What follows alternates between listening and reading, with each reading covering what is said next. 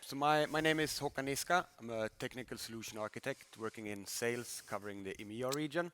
Thank you. So yeah, today we're going to talk about our latest NSO core function pack. It's the Container Network Function Orchestration Pack. And before I start, I should mention that I'm actually I have to acknowledge Rocco Gagliano, my colleague, because he's done all the hard work around this presentation.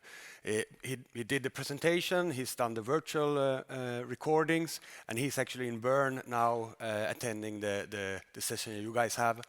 And I'm just here taking the credits for his work. So which one is? There you go. So okay. So why containers in NSO? Well, application development has gone through a real change in the latest years, and it is moving faster and faster. And it's not just the process of how you develop, it's also all the way over to how you deploy things. The packaging and where you deploy it, the infrastructure that you deploy it on. Looking at development process, it has gone from a water-based method to now in DevOps. And the architecture has gone from monolithic. Well, one might say that microservices is coming back again, but let's say that it is moving into a microservice-based architecture. And deployment and packaging has gone from physical servers to virtual servers, and now into containers. And then infrastructure, it used to be just data centers, and now it's a hybrid world where you have it on-prem and you have it in the cloud. And we have seen the same going now for network functions. It used to be just physical network functions. It used to be just physical routers, firewalls, switches, and so on, to now being virtual ones. And now, lately, we've seen them moving over to containers. And if we learned anything from moving the network functions from physical to virtual, is that it's not going to be a straight line. It's not just moving the physical network function into a virtual one. And when it comes to containers, it's going to be an even bigger change. It's bigger than just moving physical to virtual when we move it into containers. And we have to also remember that it's not going away soon. I mean, physical network functions and virtual network functions, they're not going away. So we're going to live in a hybrid world for the foreseeable future here. So if you're going to have an orchestrator, it's really good if it can handle all of these different scenarios. So a few deployment options that's out there. When it comes to virtual network functions, we've seen hyper-converged infrastructure. We have the more normal virtualized ones. But when it comes to containers, it's an even bigger, more versatile deployment scenarios. So you have CNFs running on virtual machines. You have CNFs running on bare metal. And then lately, we also seen your container network functions running on the public cloud, things like infrastructure as a service and platform as a service. And also another thing to remember here is that you as a customer, maybe you're not even allowed to choose where to deploy your things, because the network function vendor might be the one that has only certified it for a specific type of deployment. So maybe it has to be even run on their specific Kubernetes installation. So if you're going to have an orchestrator, it should be able to handle all of these different types of deployment scenarios.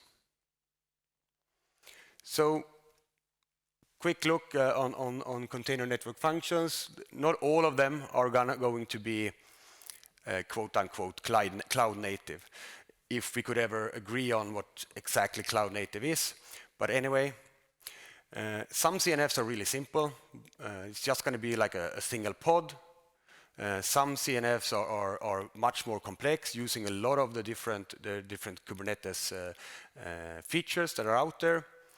And yeah, some are only certified to be running on their own Kubernetes cluster.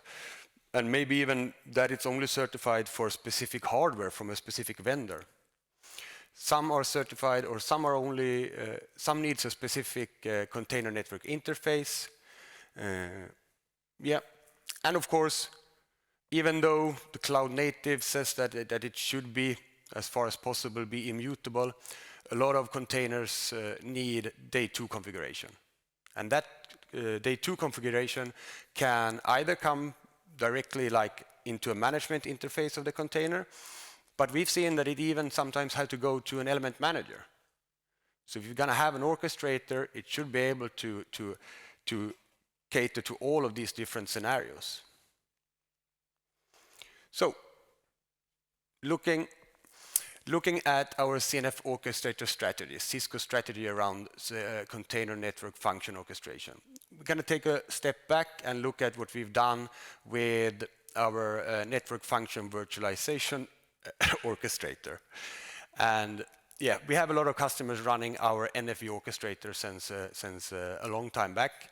Customers are running either the full stack or just part of the stack. And they're fulfilling services of a variety of different kinds. They have business services, packet core, they have ORAN services, there might be IT workloads, and I think it's a little bit of a testament to the flexibility of our orchestrator. We have been following the ETSI standards closely. We've been early adopters of the different interfaces that they have. And as early adopters, we've always been there attending the ETSI plug tests.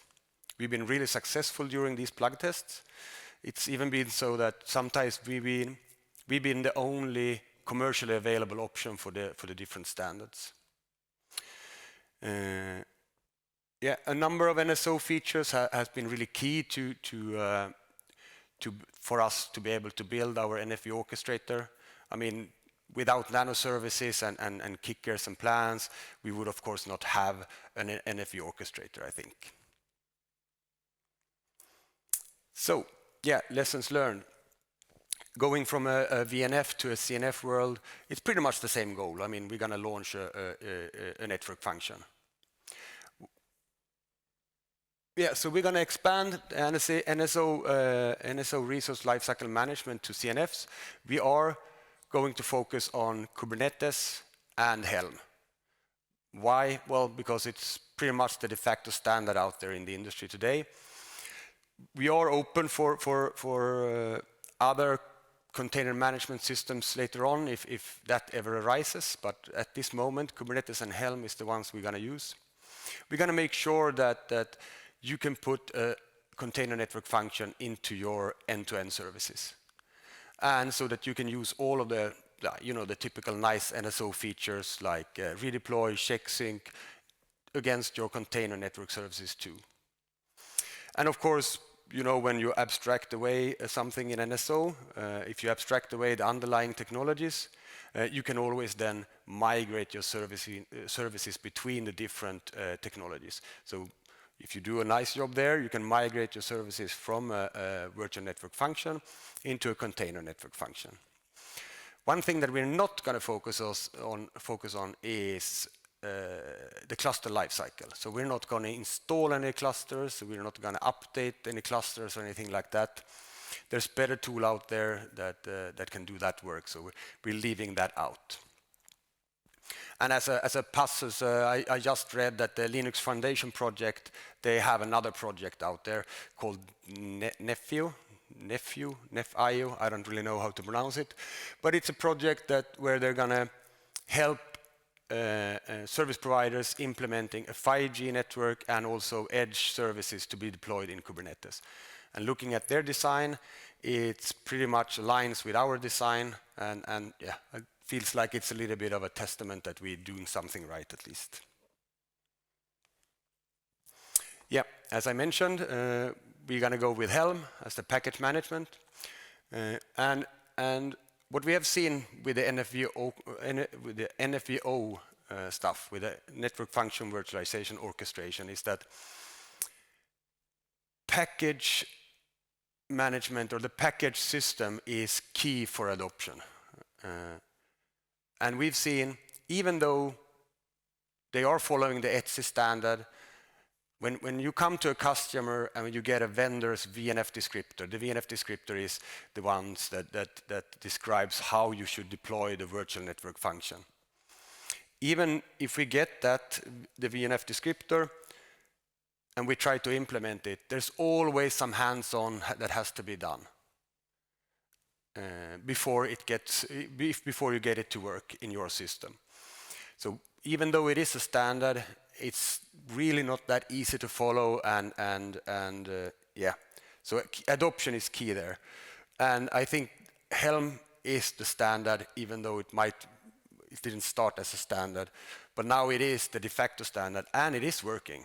There's no hands-on that needs to be done to get stuff working when you have a Helm chart and you're going to run it in your Kubernetes cluster. So yeah, we chose that one.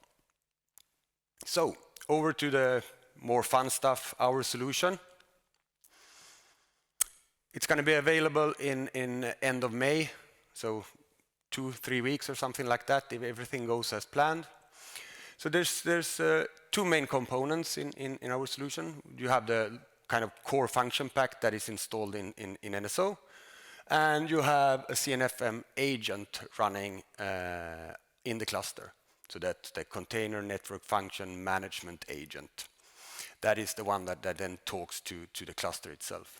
So going top to bottom, inside of NSO, that's the CNFO box there. That's the normalized view of your container network functions. So when you onboard a chart, like when it comes to Helm, what you do is that you import the Helm chart into a container network function descriptor, a CNFD, and then that is the one that you then use to deploy your containers into your Kubernetes cluster.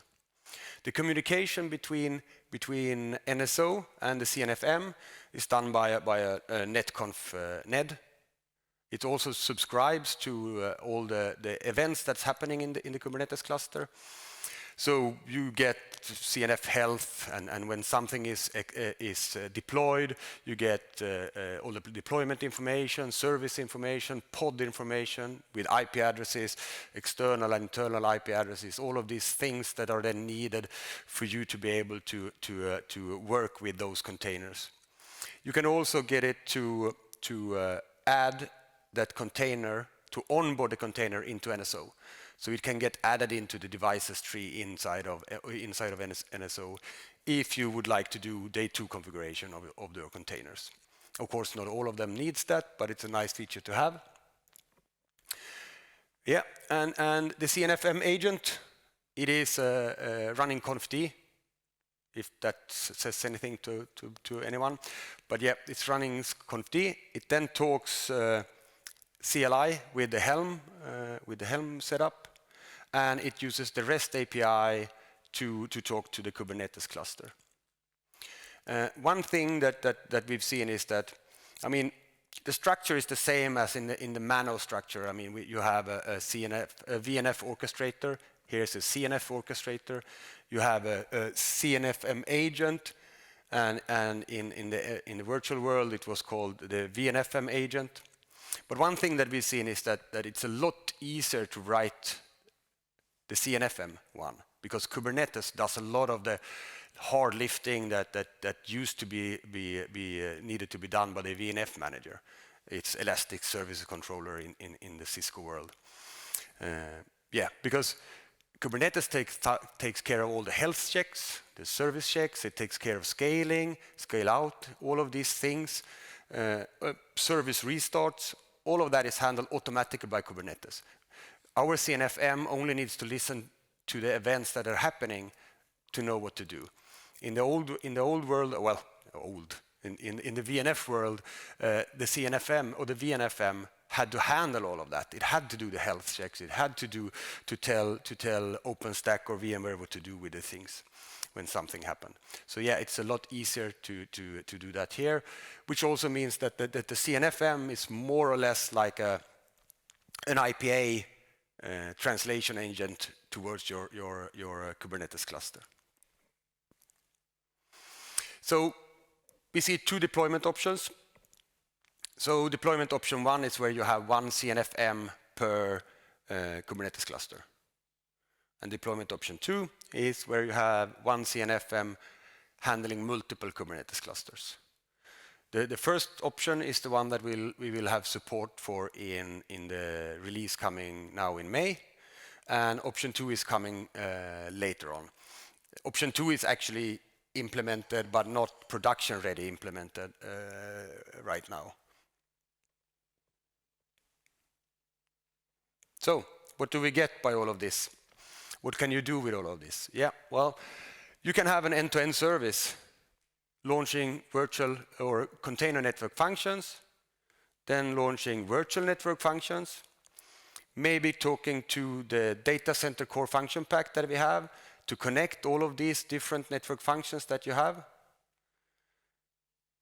Once they are started, you can then push day 2 configuration to your virtual network functions, to your newly started container network functions, talking to your physical network functions like your P routers or something like that, setting up a connection to the real world, out to the internet. And yeah, even talking to EMS systems or maybe assurance systems that they could start measuring SLAs and things like that for your services that you're running on top of your infrastructure here. Yeah, to wrap it up, a small recap just. We are expanding NSO Mano to containers and the hybrid world. We are going to focus on Helm and Kubernetes first at least. We are open for others if that need ever arises. There's a conf-d-based container network function management agent that acts as a netconf agent towards your Kubernetes cluster.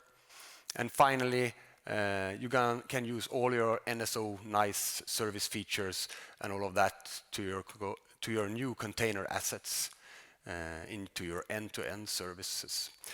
And now we were going to have a demo, but we were running out of time. So if you want to see the demo, you can come up and talk to me, and yeah, I can show it on my laptop then later on. Thanks.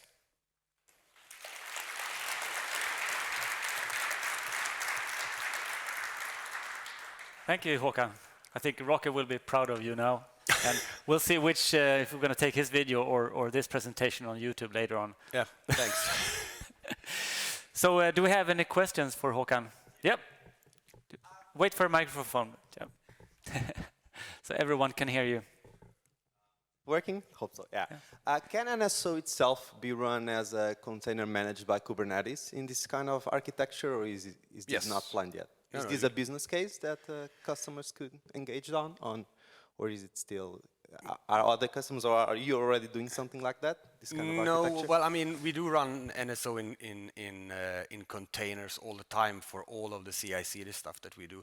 But yeah, I don't know if we have anyone running NSO in production in Kubernetes. I don't know that, but it would be a possibility. Yeah, absolutely, absolutely. Oh, yeah. Okay. I don't know if you seen the NSO in Docker GitLab project that Christian has? Yes, I have. Okay, I was particularly curious about this integration with Kubernetes. In this case. Okay, yeah. But I mean, if you have it running in Docker, it's not that hard to get it running in Kubernetes either. Then. Sure. Maybe an idea for a workshop as well. Oh yeah, true. Yeah, for next year. Thank you. Gonna note that down.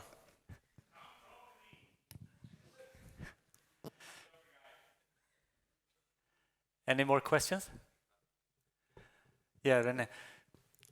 Wait for the microphone. Yeah. Can I go? Quick question regarding service abstraction. Okay. Yeah.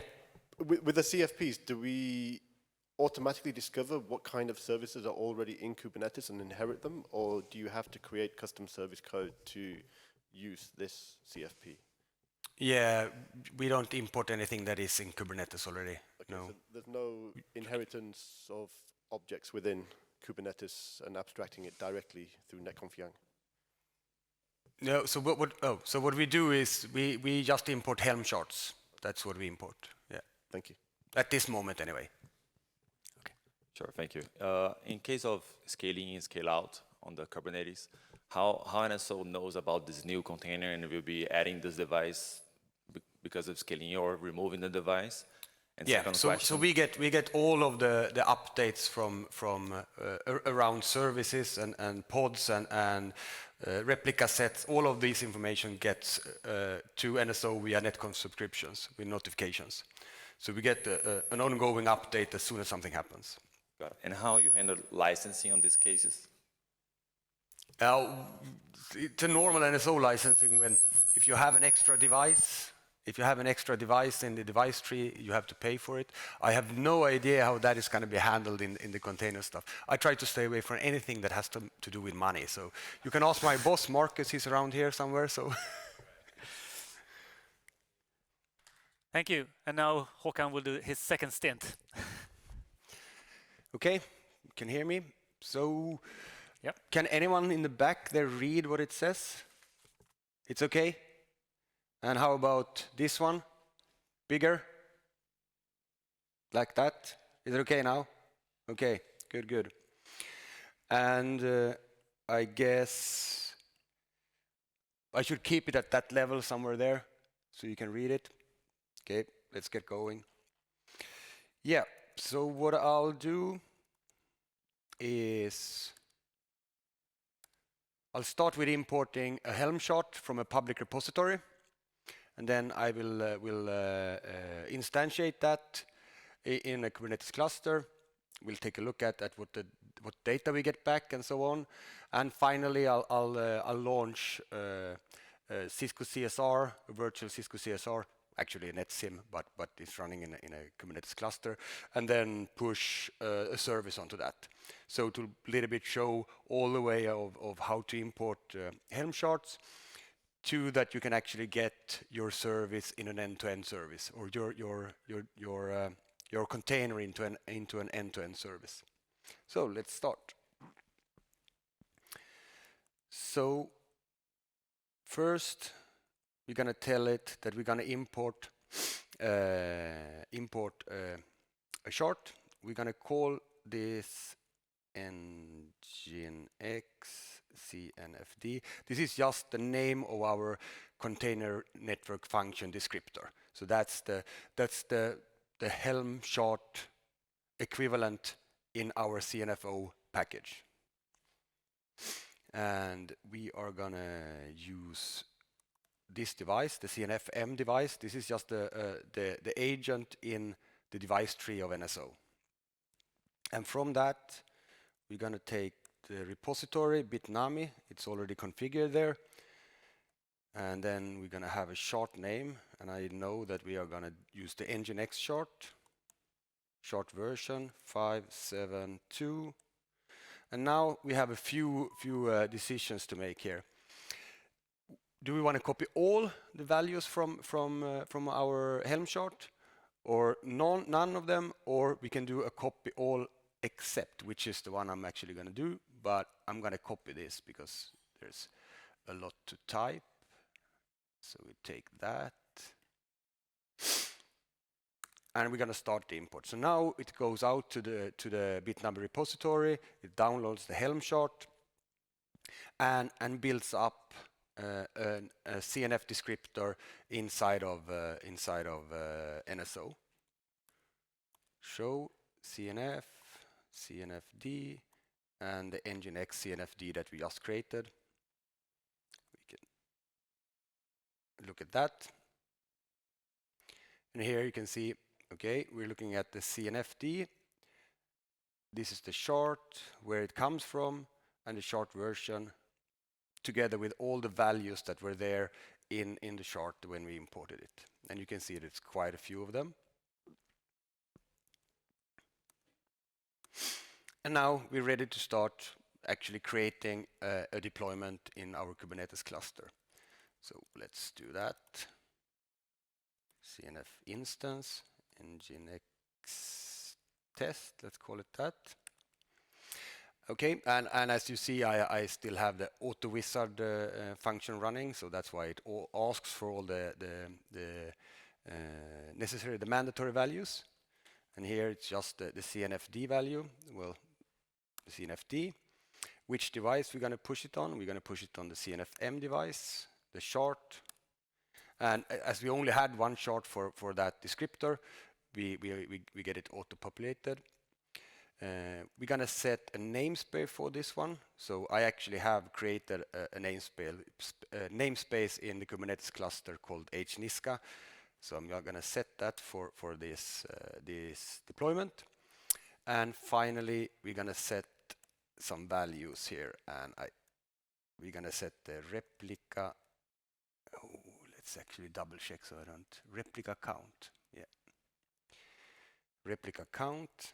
It's an int value, and we're gonna launch 2 copies of our Nginx container there. Oh yeah. And finally, I actually have to set this one cluster. So remember how I mentioned that you had 2 deployment options, but we were only gonna support deployment option 1. Well, we actually do support deployment option 2, but it's not supported in the release version. That's why I have to set the cluster that this CNFM is connected to, and yeah, it's only connected to 1 at this moment. So I do like that, and let's commit that. And as you see, we got a plan coming up here. So here's the plan for this deployment. This one is fairly quick. It takes a few seconds. So and you can see here, this is the CNF plan for that CNF descriptor then. And here you can see what came up, and you can see the replica set here and the two pods that are running for this, and it's all green. So it's up and running. Let's have a look and see what kind of data did we get back. So what kind of data did we get back from the netconf notifications that comes up from the cluster via the CNFM to NSO. So we can do run show CNF, and here we have our Nginx, and for example we can look at the deployment data that comes up. The deployment data for Nginx test, status alive, we have the replica sets and the data that it is based on. I mean the Helm chart and so on. We have similar stuff for services, and these are the services and deployment data that comes from Kubernetes. So what you see here is Kubernetes specific, like the service type, it's load balancer, you get the cluster IP. You would have external IP if I was running this on a Kubernetes cluster that isn't Minikube, so I don't have an external IP here. You get the port and these things that are there for the service. We can take that cluster IP, and hopefully I do have a Minikube tunnel running, which is the feature that will export the internal Minikube services. So I'll just take that, and hopefully it works. So Lynx is just a CLI web browser. So I just took a dump of the default homepage of Nginx that is running in my Kubernetes cluster. I do get it that these are pretty low level stuff, but without that, I mean, there's not a lot of high level stuff to show when we're launching containers in a Kubernetes cluster. So let's have a look and see here at the instance. We can actually run operations from NSO towards the cluster itself. So here I took the engine test deployment and went under operations of it, and we can see that we have Helm commands and kubectl commands. Under Helm we have a few different commands that we can do, and similarly here under kubectl.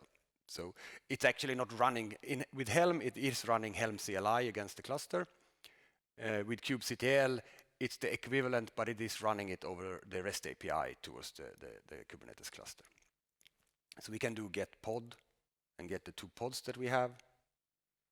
We can do logs and then look at the pod. And the nice thing here, you can easily do this from your CLI, but the nice thing here is that you don't have to know which cluster this is running on. You just know that this is the deployment I want to look at, and then you run the commands on it. If you would be running as in a big installation somewhere, Zalando for example, maybe you have 1,000 Kubernetes clusters running, and you would have to have some way of finding your own deployment in the right cluster, running these commands against that cluster. Here you don't have to know that, because that is something that NSO as an orchestrator is taking care of. So that's that, and yeah, so let's have a look at a last thing. So we have a demo here. It is the technical marketing engineering demo built by Michael Madden. I don't think he's here today, but he built a nice GUI and a layer 3 VPN demo that can launch virtual, that actually using the NFVO orchestration function pack there. And now it's also using the container network function pack here, so core function pack. So it is pre-populated with one endpoint. One endpoint, it is creating layer 3 VPNs between different endpoints. This endpoint is just using the normal CE0, that's a network simulator, a Cisco CSR device.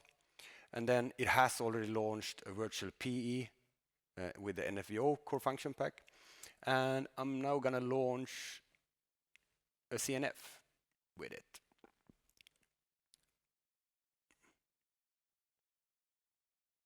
Commit. I'll just make sure that we look at the plan later on here. So it is coming up as a CSR. This one actually takes a little while. It takes over a minute to launch. So while we wait for that, let's take a look and see what we added to our IKEA service. So we now told the IKEA service to launch another container called CSR Paris. We told it where to launch it, what type of CNF it's going to be. In this case, it is a NetSim, a CSR NetSim, which cluster to launch it, and also which port that it's going to expose, because this actually has a service. And while we wait for that to come up, I can show you that we don't have anything called CSR Paris in the devices tree in NSO, but we told it to onboard this because it's going to need day 2 configuration. So once this one is up and running, we're gonna add that as an endpoint into our layer 3 VPN, and yeah, then have a real end-to-end service spanning virtual machines, containers, and physical devices. In this case, they're all simulated, but they are actually launched. So let's see here. It's always this uncomfortable silence when you wait for something to come up. Okay, there we go.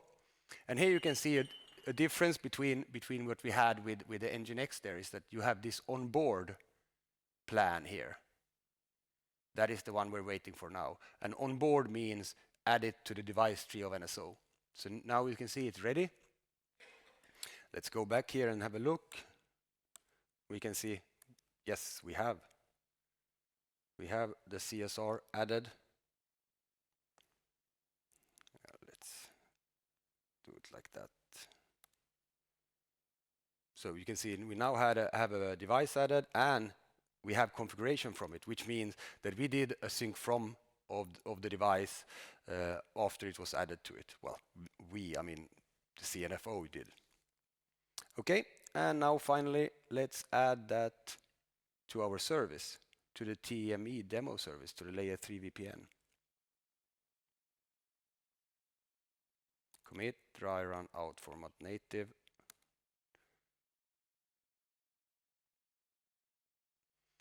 Okay, and here we can see we are going to add layer 3 VPN information to this Cisco iOS box. It's the policy map with the shape change, the shape average that we had, the local LAN network for that, the link port, BGP information, and of course we are also configuring P number 2, which is the PE which the container network function was going to be attached to. And this one is a Juniper device, so we see Juniper configuration here. I guess anyone that has been introduced to NSO has seen the layer 3 VPN, MPLS VPN demo. This is exactly that one with containers and virtual network functions added to it. So let's commit. And we are done. So that was a quick demo of the container network function orchestration core function pack. It's a long name. Thanks. Thank you.